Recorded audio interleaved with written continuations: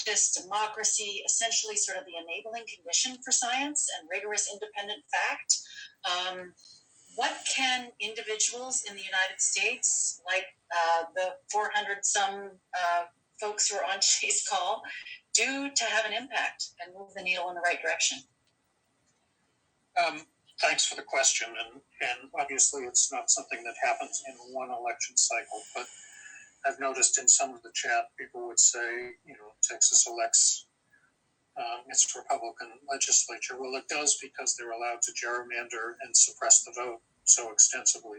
There are a whole set of states that are actually swing states, but because of the way that their representation and voting rules have been managed, they are no longer swing states. Texas is pretty close to that. So is Ohio. So is Florida. And if you think of those three states, that's a pretty big chunk of the electorate. So much of this starts at the state level. It's not simply a matter of federal policy. It is who is elected into, to be the Secretary of State, to run the voting, to set up the election procedures, who does get into the legislature. And let's be clear that both Democrats and Republicans gerrymander, and their goals are not to represent the population of the state. Their goals are twofold: to solidify their party's control and to maintain incumbency.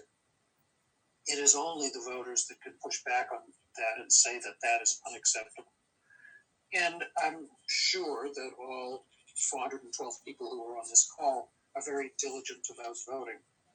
But you also need to help tear down the barriers for other people to vote, provide the facility for more and more people to vote. I mean, in the 2020 election, because of the pandemic and because of rules that made voting safer during the pandemic, we had a huge turnout of many people who didn't usually vote because it all of a sudden became more feasible for people to vote. So voting rules matter a lot.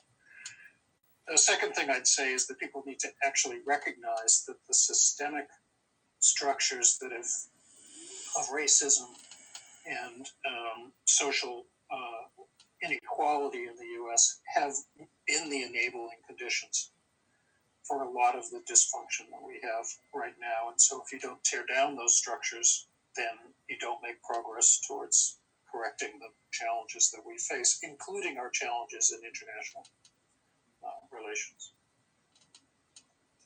Thank you. So I'm going to ask one final question, and it really is at the heart of the Union of Concerned Scientists' commitment to centering equity and inclusion, not only in our workplaces, but in our strategies and in our impacts. And clearly, in such an interconnected world, war poses threats, certainly to the Ukrainian people, but really it has ripple effects that are so broad and deep.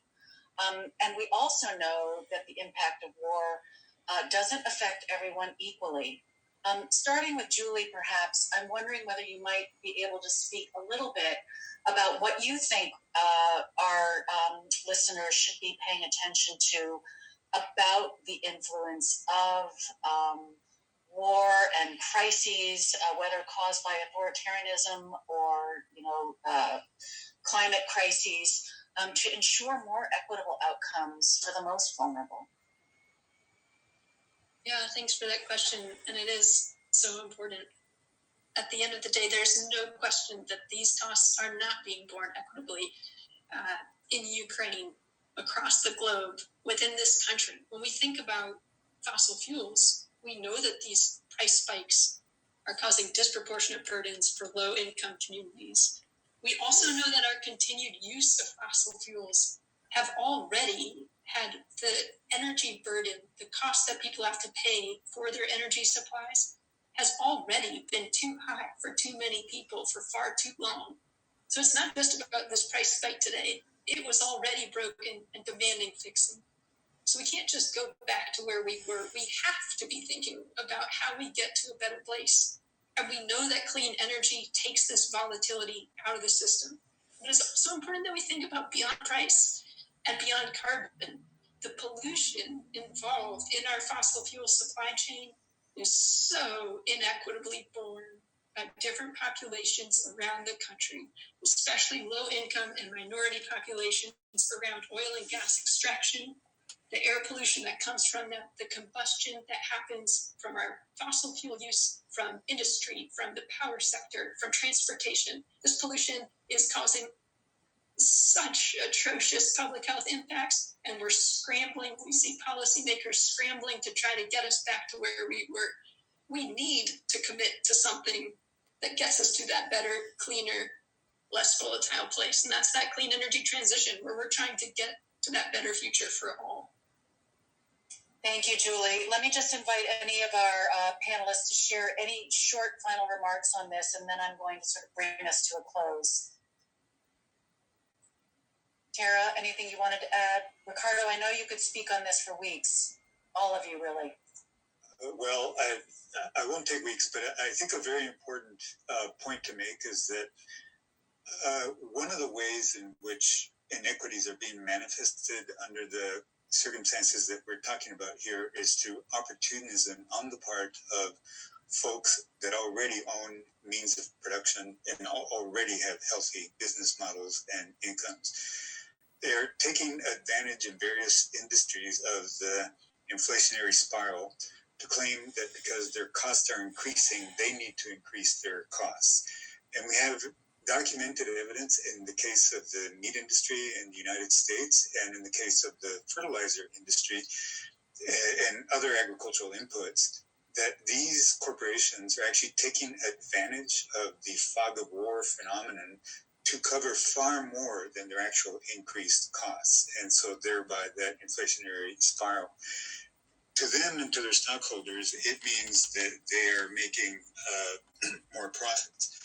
But to people that actually depend on their monopolized control of the fertilizer industry, of the meat industry, and the same thing could be said of the fossil fuel industry, then there are hidden costs that are actually going to create misery.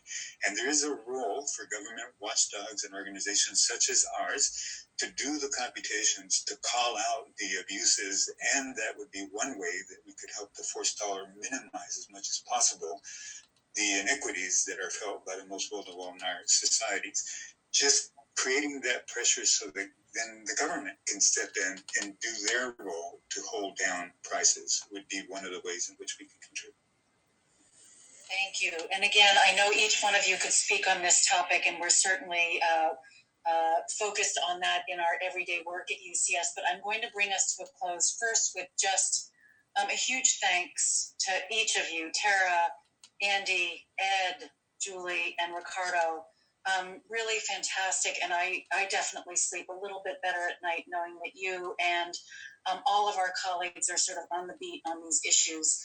I think one of the things that I've been so struck over the past few years and the past few weeks is how these major challenges and situations in the world, from the COVID-19 pandemic combined with sort of a set of social conditions and the war in Ukraine, have just held a mirror up to the interconnectedness of all of the essential existential fights that UCS has been working on for 52 years, and how, as relevant as ever, is the work that we're doing, really centering rigorous independent fact and science and advocacy, putting the best of science into action on all these interconnected issues. And not just, here in the United States, but really recognizing the ripple effects and the consequences of things that are happening all over the globe. I really want to thank you. I think something that I've learned personally from both the syndemic and the Ukraine, the silver lining piece here is that when pushed, we can actually act in very different ways, in not business as usual ways. And I'm really hoping that we can continue to work with a much broader base and a much broader public to do things differently. And I think we've seen that we can. So let me just thank each and every single one of you who joined us on today's call, all of our panelists, all of our members and supporters. You make our work possible every day. And I also want to thank the incredible work of colleagues behind the scenes who've really helped us put this program together. David Combs, Deanna Brennan, Andrea Pavetta, Fuzea Jallo, and Suzanne Shaw. Thank you so much. We will send you out the recording of this program and really invite you to stay tuned with us as we continue to monitor and follow these issues and more. Thank you so much.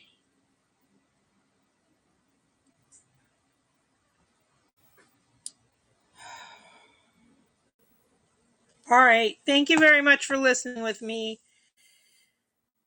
The indoor mask mandate is being dropped at 11:59 p.m. tomorrow night.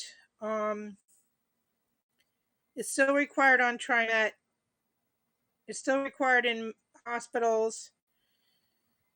It's still going to be required at certain movie theaters because the theaters decided that the theaters are requiring it for another week. And I'm still going to wear my mask, and I haven't eaten inside a restaurant in 2 years. I ate outside a restaurant once, like an outdoor table. And the mask on planes was extended till April 18th, I believe. And it's 5:00.